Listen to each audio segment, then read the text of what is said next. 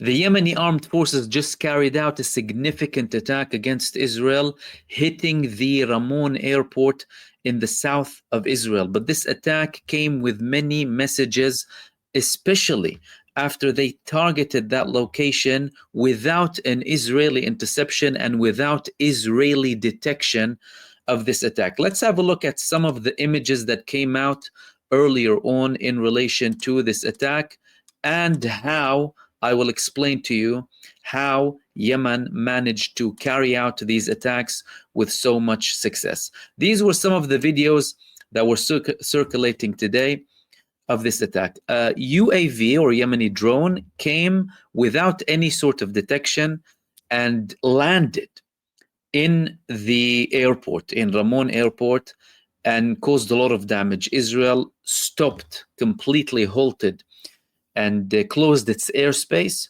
no flights for a period of time.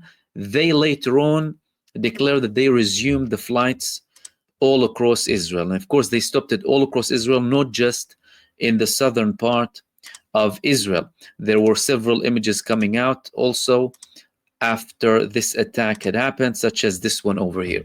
But let's explain exactly why the Ramon airport and how did all of this happen.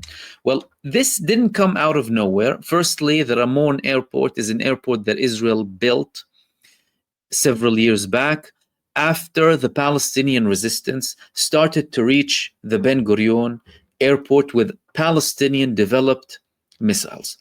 From an Israeli perspective, they needed to have a backup, and that was the backup plan, only for them to find out in following months that the Palestinian resistance developed a missile to target the Ramon airport, and the Palestinian resistance did, with an A-250 missile or Ayash 250 missile developed in Gaza and launched at the Ramon airport. Now, Yemen carried out an attack today, well, multiple attacks really. Their declaration came and they stated that they targeted 4 locations inside of the occupied territories, including the Ramon airport, the Lod airport or Ben Gurion, and targets in the Negev, Ashkelon, and Ashdod strategic locations, and they said that they were successful. Earlier, Israel reported that they monitored drones and UAVs coming from the Sinai Peninsula towards Israel. And they were trying to target all of them as they were entering the occupied Palestine airspace. So this wasn't one of them.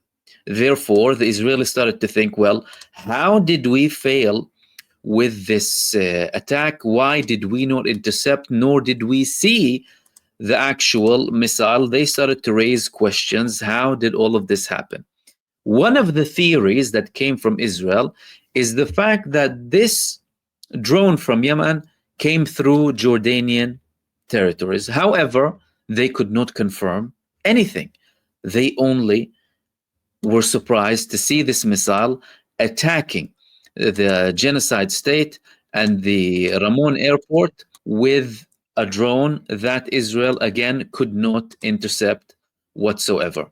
How are they taking it, and what are they planning after this? What does this mean from a Yemeni perspective? The Yemeni armed forces, they released multiple statements in relation to this attack. One of them was made by Yahya Sari', the spokesperson of the Yemeni armed forces, confirming that they will be having more attacks. This was due to Yemen developing its missiles and its attack capabilities and drones so that they can be more successful, and that Israel will be seeing more surprises in the coming future. This is clearly showing that the armed forces of Yemen and Yemen's Ansarullah are serious about these attacks, and they're not taking anything lightly.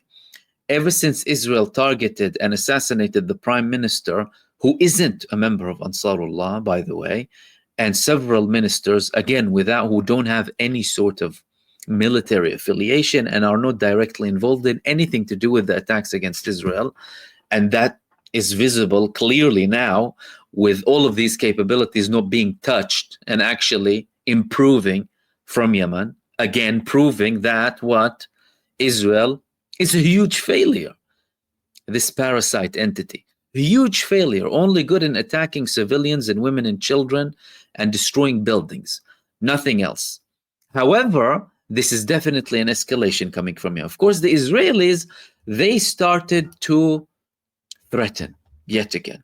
We have more attacks coming from against Yemen, and we will be more effective against them. They don't know what's coming for them, and we will teach them a lesson. We already heard all of that several times.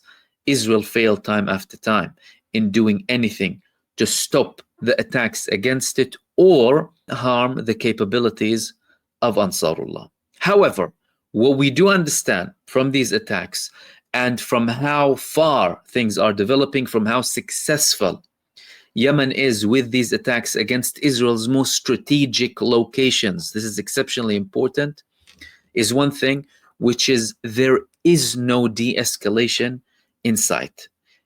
Israel already paid heavy prices following the closure of the Eilat port in the south, or al-Rashrash, and they're still paying the price for their involvement and their generating of the genocide in Gaza, this whole barbaric campaign, with these attacks coming from Yemen, and also very effective and escalating attacks coming from Yemen, proving that they're not really interested in de-escalating. And despite all of this harm, Israel is continuing with the genocide and also trying to continue and attack Yemen after the United States took a step back. So the next days between Israel and Yemen are most likely going to be even more intense, with more surprises coming from Yemen against the genocide entity.